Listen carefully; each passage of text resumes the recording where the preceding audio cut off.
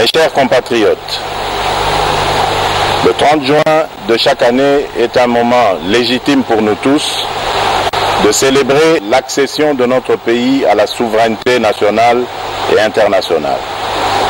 C'est aussi l'occasion de revisiter le chemin que nous avons parcouru ensemble, de prendre la mesure des défis au plan politique, économique et social, afin d'arrêter les voies et moyens d'offrir un meilleur avenir à notre progéniture. Il y a 60 ans, nos pères fondateurs, parmi lesquels Joseph Kasavubu et Patrice Lumumba, sont parvenus à concrétiser la profonde aspiration du peuple congolais à l'émancipation. Nous gardons tous en mémoire la belle histoire du 30 juin, celle de nos deux héros au tempérament différent, mais tout aussi déterminés pour la cause de l'indépendance. À cet égard, il me paraît juste, 60 ans plus tard, de réconcilier ces deux approches et d'élever Joseph Kasavubu, longtemps oublié, au rang largement mérité de héros national. Dans le même ordre d'idées, je viens de signer l'ordonnance portant nomination du maire et du maire adjoint de Lumumba-Ville dans la province du Sankourou, rendant celle-ci effective et opérationnelle. Le Congo, ce pays voulu et créé sans nous, 75 années plus tôt à Berlin, nous l'aimons et nous le chérissons, unis par le sort et ayant en partage une longue histoire commune, faite de joie, de larmes, de sueur et de sang. Sans équivoque, nos pères ont fait le choix de l'indépendance, de la dignité et de la solidarité nationale, tout en étant conscients du risque encouru par le pays, car à son devenir économique et social, faute d'une préparation adéquate de la jeune nation. L'effondrement du socle de confiance intervenu entre les acteurs politiques nationaux dès le lendemain de la proclamation de notre indépendance est le résultat combiné de l'inexpérience, de la jeunesse de la classe politique et du jeu malsain des convoitises extérieures. Ce départ raté a conduit notre pays, un pays aux promesses pourtant exceptionnelles, dans une descente aux enfers qui a pu paraître interminable et qui n'a épargné aucun secteur de la vie nationale.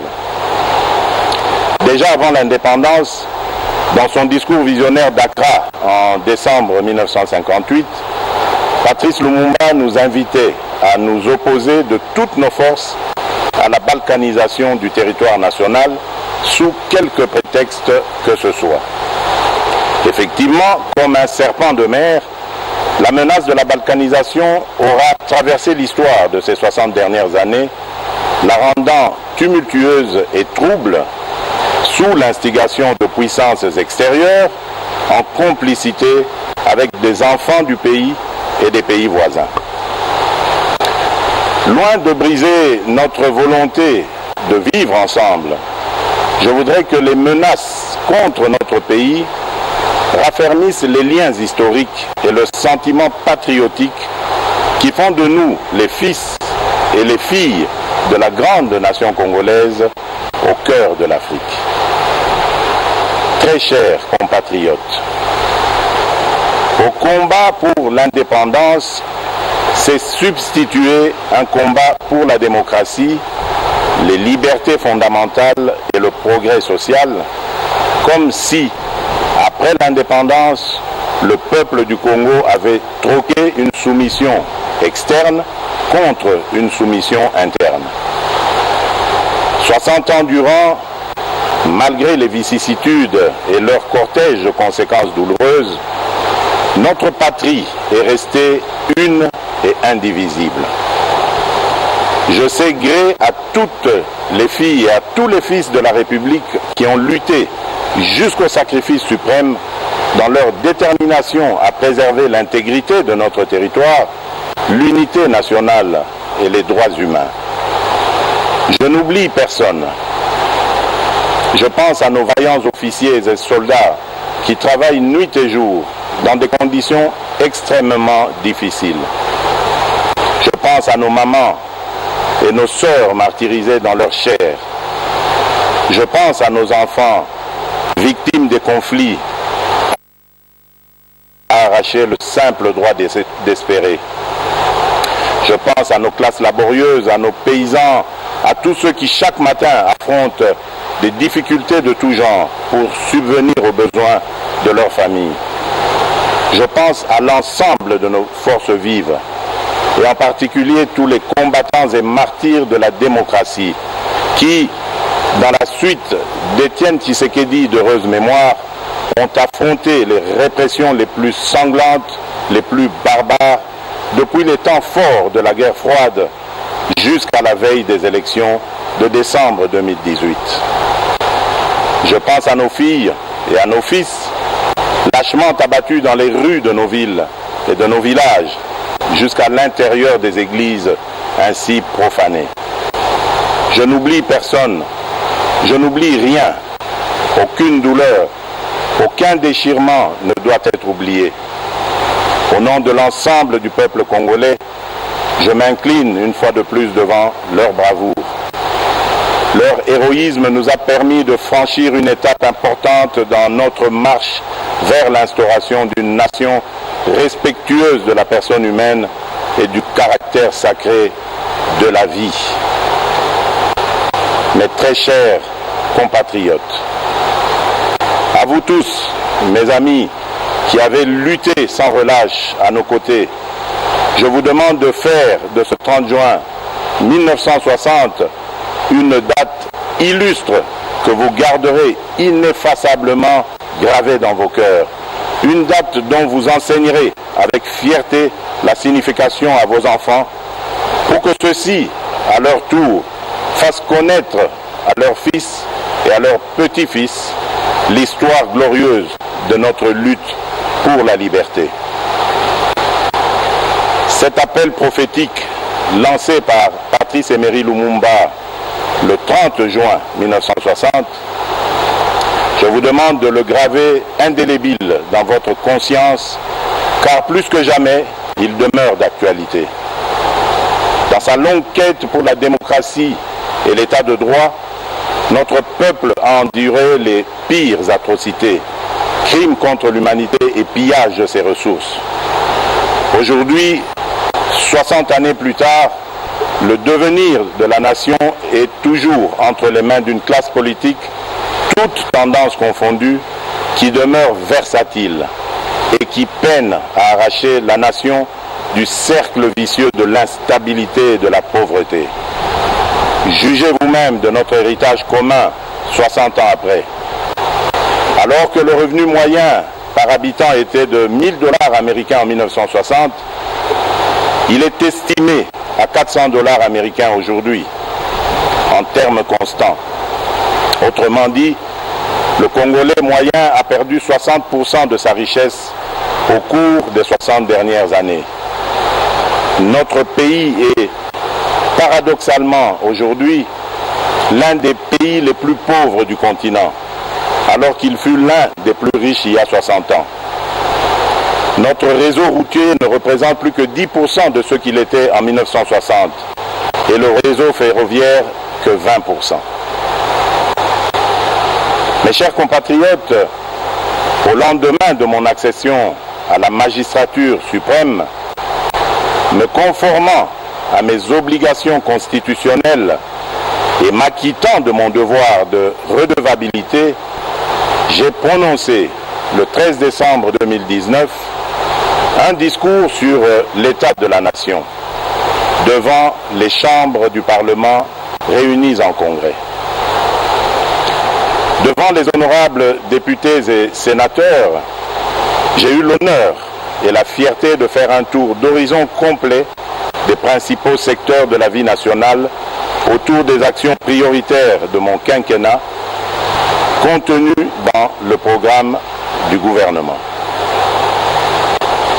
Il s'agit sur le plan politique du rétablissement de la paix et de l'instauration d'un état de droit. Sur le plan social, il y a notamment la gratuité de l'enseignement, la couverture sanitaire universelle, et les logements sociaux.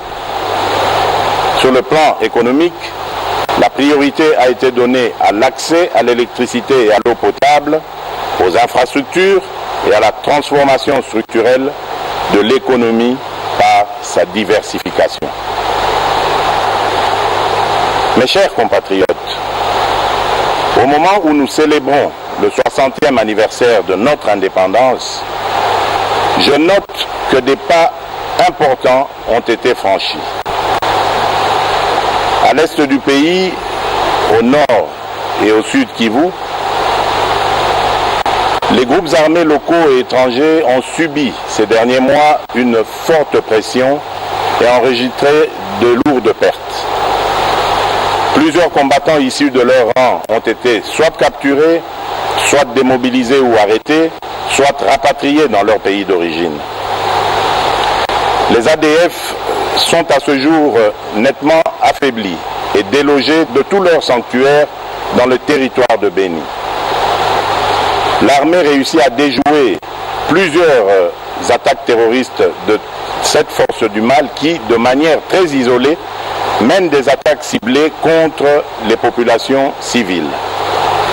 Je salue les efforts de nos officiers et de nos troupes sur le terrain et ma détermination d'en finir reste vive. En Ituri, le FRPI est engagé dans le processus de désarmement, de mobilisation et de réinsertion en cours de mise en œuvre. Ceci après la signature d'un accord de paix avec le gouvernement. Dans l'ensemble, des mesures non militaires sont davantage requises pour une meilleure mobilisation des communautés locales dans la lutte contre les forces négatives. Je réitère mon appel à tous les autres groupes armés afin de déposer les armes et de choisir la voie de la paix, sous peine de s'exposer aux sanctions coercitives de l'armée et à des poursuites judiciaires. Je condamne fermement les massacres des populations par des miliciens en Ituri, au nord et au sud Kivu. Tout en exprimant ma compassion aux familles durement touchées par cette barbarie ignoble, je les assure que ceci ne restera pas impuni.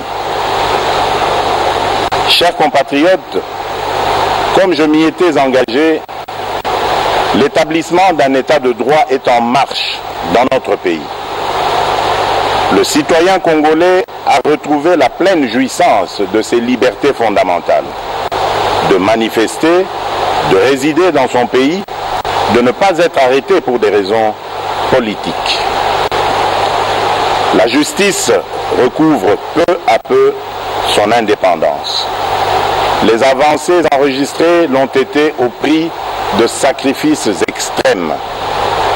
Elles ne peuvent être annihilées par des manœuvres d'arrière-garde qui s'observent chez certains de vouloir légiférer pour déposséder le Conseil supérieur de la magistrature du pouvoir judiciaire qu'il détient pourtant par la Constitution. Point n'est besoin de vous rappeler que la justice élève une nation. La justice est pour un état de droit ce que le sang est pour le corps humain. Voilà pourquoi j'estime que les réformes dans ce secteur doivent être dictées non pas par le souci de s'assurer une protection d'une personne ou d'un groupe de personnes, mais plutôt par le souci d'apporter plus d'efficacité et d'efficience au fonctionnement de la justice.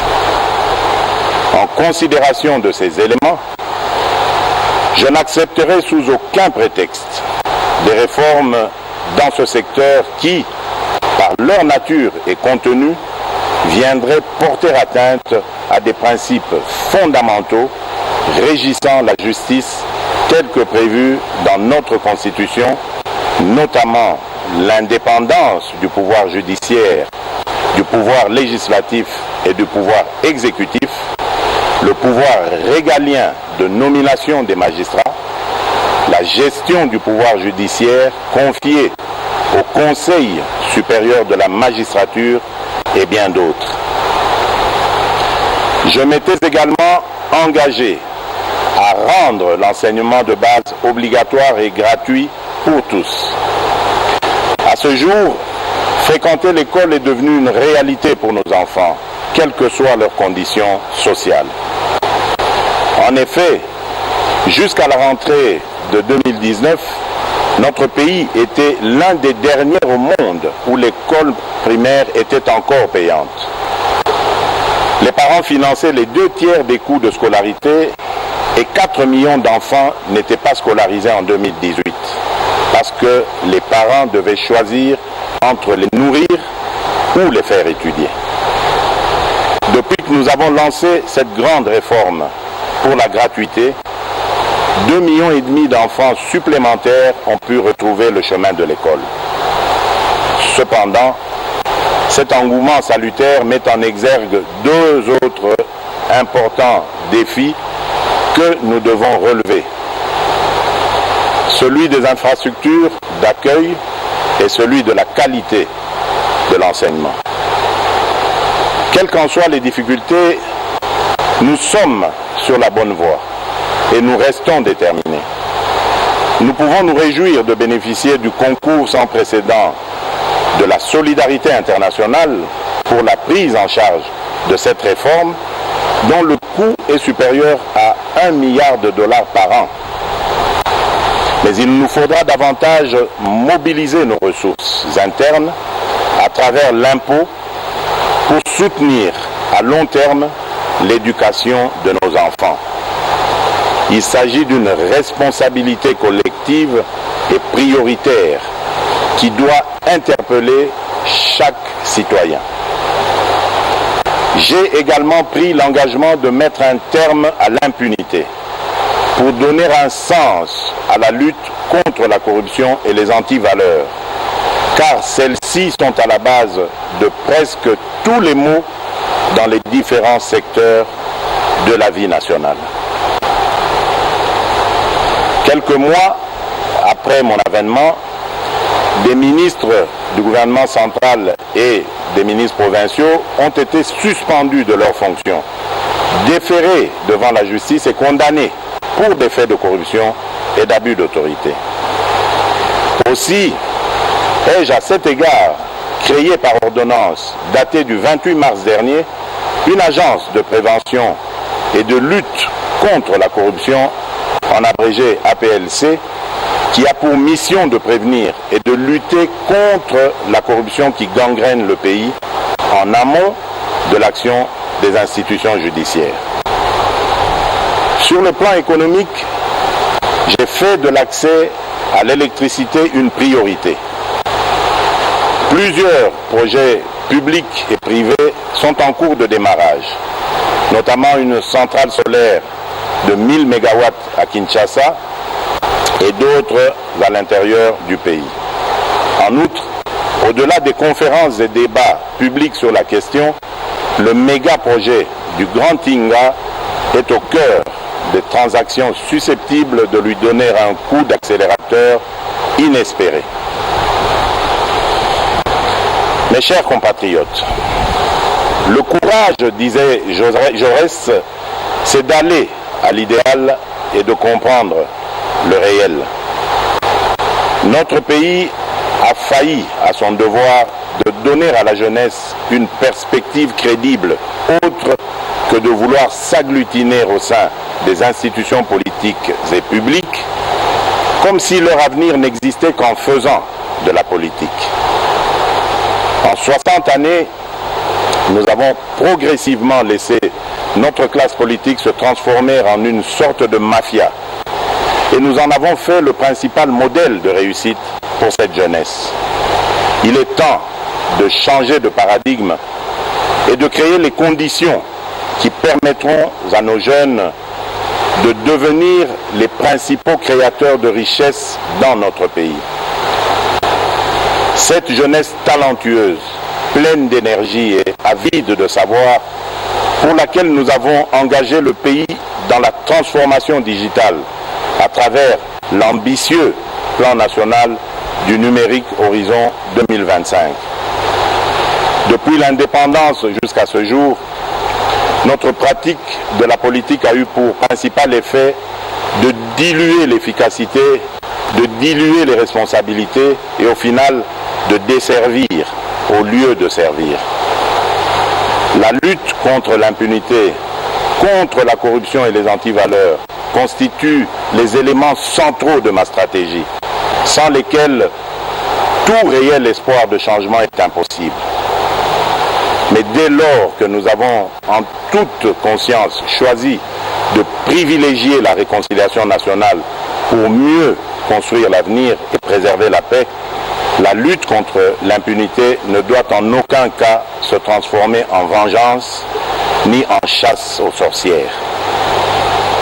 De même, aucune réconciliation crédible ne peut être envisagée si nous continuons avec les pratiques anciennes de la corruption, de la ruse et du crime.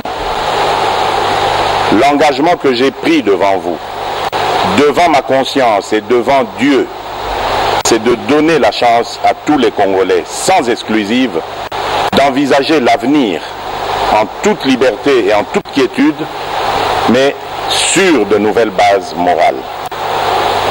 En aucun cas, cet engagement ne peut signifier la poursuite de l'impunité. M'inspirant des Saintes Écritures, mon objectif n'est pas de voir les méchants périr, mais plutôt qu'ils changent, qu'ils soient sauvés et que le pays tout entier s'en réjouisse. À défaut, ils s'exposeront à la rigueur de la loi. Celle-ci étant faite pour révéler la faute, j'accorde à la restauration de l'état de droit la première des priorités dans mon combat pour l'édification d'un nouveau Congo. J'ai entendu certains parler avec ironie ou crainte de la République des juges. La réalité est plutôt que le pouvoir judiciaire demeure confronté à de nombreux défis en termes de ressources, de capacités et d'indépendance. La République démocratique du Congo ne compte actuellement qu'un magistrat pour 28 000 habitants, alors qu'un ratio minimum de 1 magistrat pour 5 000 habitants est considéré comme étant la limite de la couverture requise par les standards définis par l'Association internationale des magistrats. La dernière grande vague de recrutement des magistrats en République démocratique du Congo date de 2011. Nous avons donc un grand retard à rattraper. Mes chers compatriotes, j'ai à cœur l'ensemble de vos aspirations pour un Congo meilleur, un Congo paisible, plus juste et plus équitable. Qu'il s'agisse de la réforme en cours de la justice, que je compte poursuivre et approfondir, de l'indispensable rattrapage en matière d'infrastructures de base, de l'accès à la santé, de la pacification intégrale du pays ou de la préservation de l'environnement, le Congo a grandement besoin de ressources et de méthodes pour poursuivre avec succès la mise en œuvre du programme pour lequel vous m'avez élu. Je souhaite que l'expérience douloureuse révélée au cours du procès en rapport avec le programme des 100 jours tourne définitivement la page de la longue série de projets et programmes qui, à travers l'histoire de notre pays, ont donné lieu à d'importants coulages des ressources publiques en toute impunité. Je pense notamment au projet de Bukangalonzo, aux multiples cessions d'actifs miniers, aux projets de construction d'infrastructures routières, aéroportuaires et j'en passe. Le défi du Congo, le défi du peuple congolais, c'est de sortir de la répétition pour s'inventer un destin. À tout prix, nous devons y parvenir et nous allons y arriver. J'appelle le gouvernement de la République à engager des réformes sur l'ensemble de la chaîne de la dépense, afin que nos ressources publiques soient désormais mieux préservées et mieux utilisées. Mes chers compatriotes, à Alors que nous nous étions engagés à faire de 2020 une année de l'action décisive, la force du destin a fait coïncider cette année du 60e anniversaire avec l'une des crises sanitaires et économiques les plus intenses que notre civilisation ait connues, l'apparition de la Covid-19. Cette crise est également un rappel à l'humilité que nous devons adopter face à l'accélération imprévue du mouvement de l'histoire. La Covid-19 qui affecte aujourd'hui tous les continents et qui frappe indistinctement tous les habitants de la planète représente la plus grave crise sanitaire qu'ait connue le monde depuis la grippe espagnole. Toutes les certitudes idéologiques sur lesquelles est fondé l'ordre économique mondial sont aujourd'hui remises en question. Pour s'adapter à cette nouvelle donne et offrir à ses États membres la possibilité d'investir massivement dans la lutte contre la Covid-19, l'Union européenne ainsi que la Banque centrale européenne ont revu et assoupli de manière exceptionnelle leurs règles et pratiques en matière budgétaire et d'endettement. Lorsque notre pays a été frappé à son tour par cette pandémie de Covid-19, j'ai, dans mes messages,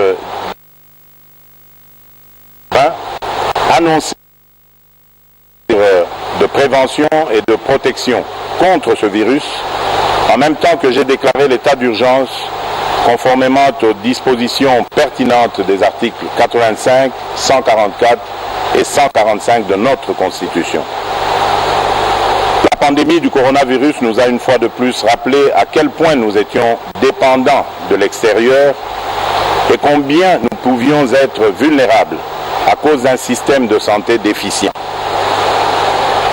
Et pour atténuer les impacts immédiats de la Covid-19 dans notre pays, j'ai immédiatement engagé le gouvernement à prendre des mesures pour assurer la prise en charge sanitaire des personnes affectées par la pandémie ainsi que pour garantir la continuité de l'approvisionnement du pays en denrées de première nécessité. L'ensemble de ces dispositions ont permis de réduire très sensiblement le taux de létalité de la pandémie dans notre pays. Celui-ci est passé de 10% de décès dans les premiers jours à moins de 2,5% actuellement. Au niveau économique, la pandémie nous a rappelé l'excessive dépendance du pays vis-à-vis de l'extérieur. Ainsi, quelques grands projets agricoles ont été initiés pour renforcer notre autosuffisance alimentaire.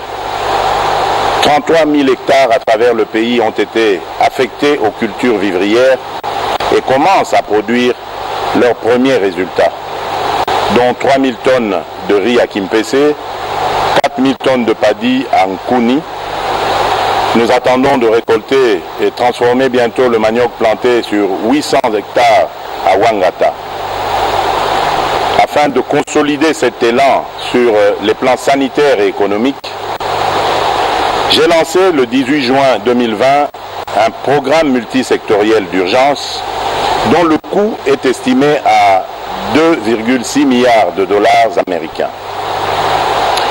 Il va sans dire que dans ce contexte de crise, il est également urgent de procéder à des économies partout où nous pouvons en réaliser, en commençant par les institutions politiques, afin de dégager des marges de manœuvre budgétaires supplémentaires pour assurer les dépenses sociales en faveur des catégories les plus fragiles. Mes chers compatriotes,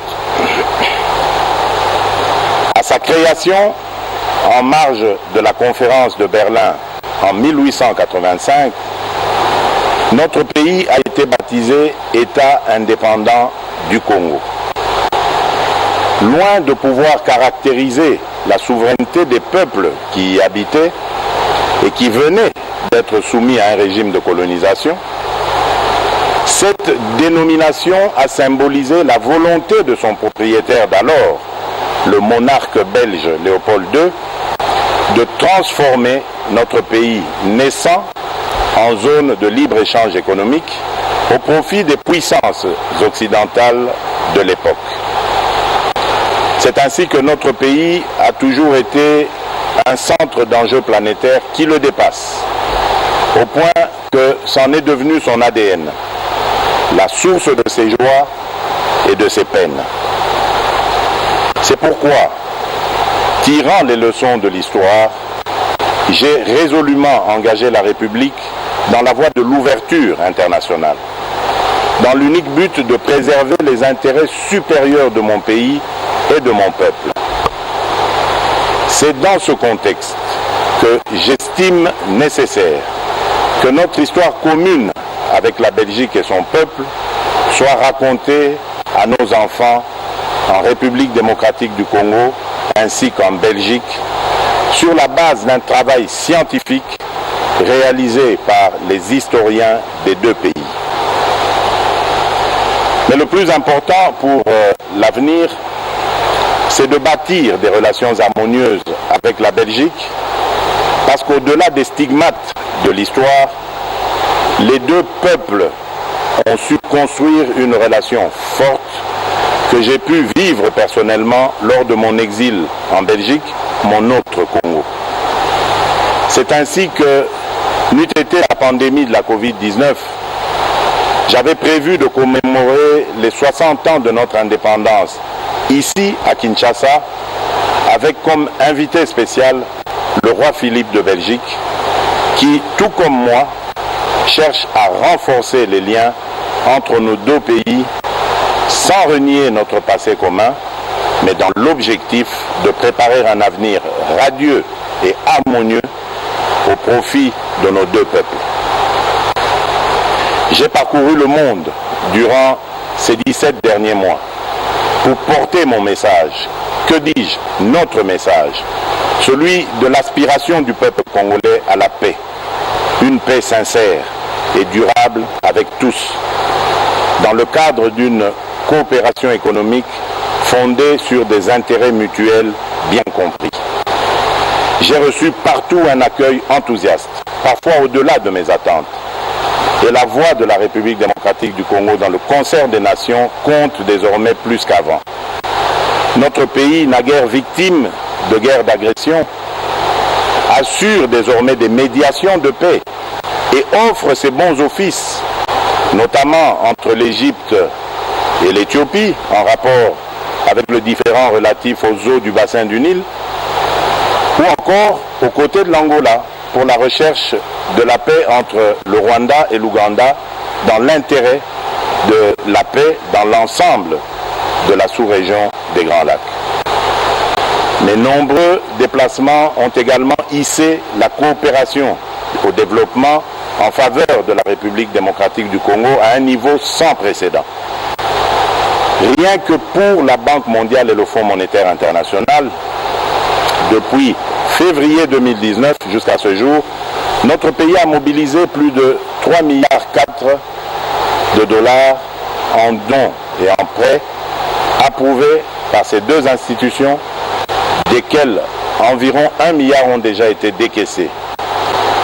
Au niveau bilatéral, les nouveaux engagements financiers générés en faveur du Congo à la suite de cette intense activité diplomatique dépassent le milliard de dollars, dont plus de 600 millions rien que pour les États-Unis d'Amérique, pays avec lequel nous avons établi une relation privilégiée et stratégique. J'ai cependant constaté que les flux d'aide publique approuvés en faveur de la République démocratique du Congo tardent souvent à être décaissés, parfois jusqu'à 11 mois de retard, à cause des pesanteurs inexplicables, voire inacceptables, liées aux formalités administratives et législatives de mise en vigueur des différents accords de dons ou de prêts. L'urgence de nos défis économiques et humains ne peut continuer de s'accommoder de tels atermoiements funestes. Mes chers compatriotes, je suis bien conscient que dans votre fierté légendaire, vous ne pouvez vous contenter de dépendance structurelle à l'aide publique internationale. C'est pourquoi je nous invite à concentrer l'essentiel de notre fierté nationale à promouvoir le sens de la valeur du travail, la création de la richesse, le paiement d'un impôt juste et l'exercice de la solidarité nationale. Mes très chers compatriotes, alors que l'œuvre du redressement de notre pays postule le rassemblement de toute la nation autour de l'essentiel, nous devons affronter en même temps les contingences imposées par cette expérience inédite de coalition politique formant la majorité. Il est important que cette expérience inédite et sensible, mais que nous voulons salutaire, ne conduise à aggraver les problèmes de notre société en créant ou en renforçant l'hostilité mutuelle et la méfiance. Comme il y a 60 ans, étrange répétition de l'histoire, il y a une majorité parlementaire et un président de la République qui viennent de composantes politiques différentes, jadis en opposition frontale. N'est-ce pas un sort de l'histoire afin que nous réparions le péché originel qui a entraîné notre pays dans une succession de crises? C'est pourquoi, en tant que garant constitutionnel du bon fonctionnement des institutions, je ne ménagerai aucun effort pour m'assurer, via un dialogue interinstitutionnel régulier, qu'aucune crise inutile ne puisse perturber la stabilité du pays, si importante pour son essor. Permettez-moi néanmoins de saisir cette occasion symbolique de commémoration de l'indépendance pour réaffirmer qu'aucune majorité politique ou parlementaire, d'où qu'elle vienne, ne peut outrepasser les principes fondateurs de la République qui sont à la base du pacte social tel que consacré dans la Constitution du 18 février 2006, à savoir un État de droit indépendant, souverain, uni et indivisible, social, démocratique et laïque. Mes chers compatriotes, j'observe souvent la ferveur avec laquelle nombre de mes concitoyens s'indignent lorsqu'il est porté atteinte aux droits et libertés des personnes de couleur sous d'autres cieux, notamment dans les vieilles démocraties. Mais comment comprendre que ces mêmes concitoyens se retrouvent parfois parmi ceux qui attisent le plus le tribalisme et la haine lorsqu'il s'agit de la vie de nos compatriotes? Je combattrai avec la dernière énergie la résurgence de ces fléaux qui pourraient menacer le vouloir vivre collectif si chèrement acquis. Mes très chers compatriotes, qu'est-ce que 60 ans dans la vie de notre nation? Molière nous rappelle à juste titre que 60 ans, c'est la fleur de l'âge, qui nous fait entrer maintenant dans la belle saison. Soyons tous interpellés par les défis majeurs auxquels notre pays est toujours confronté, notamment celui de la maximisation des recettes publiques. Pour assurer la réussite du programme du gouvernement, je n'ai cessé d'exhorter ses membres et mes concitoyens à œuvrer à la restauration de l'état de droit, afin d'accélérer les flux d'investissement privé, qu'ils soient internes ou externes, ainsi que pour maximiser la mobilisation des recettes fiscales, pierre angulaire des ressources publiques. Très chers compatriotes, fonder un État moderne, un État normal, et vaincre la pauvreté décrétée cause nationale constitue toujours la pierre angulaire de ma vision pour notre pays. Sur ce chemin encore parsemé d'embûches et d'obstacles, je ressens toujours au plus profond de moi la force et la détermination de mes compatriotes quand, dans un écho grandissant et permanent, ils ne cessent de me rappeler leur leitmotiv, à savoir le peuple d'abord. Oui, le peuple d'abord est la boussole de notre action et la mesure de notre détermination. C'est vous dire que l'intérêt du peuple congolais constitue et constituera toujours le fil conducteur de toutes les réformes que j'entends voir le gouvernement de la République accomplir tout au long de mon mandat. À 60 ans, on n'a plus d'excuses. À 60 ans, on ne commet plus les mêmes erreurs. À 60 ans, on sort des discours creux et répétitifs et on prêche la sagesse et la droiture par l'exemple. À 60 ans, on pense à l'héritage et aux valeurs à léguer aux générations futures. Il est temps que nos ambitions personnelles viennent en dernier lieu et que les ambitions de notre pays soient notre priorité. Très chers compatriotes, c'est pour vous, avec vous et dans votre intérêt que nous allons réussir le mandat que vous m'avez confié. Bonne fête de l'indépendance à toutes et à tous. Vive la nation congolaise unie et forte. Que Dieu bénisse la République démocratique du Congo. Je vous remercie.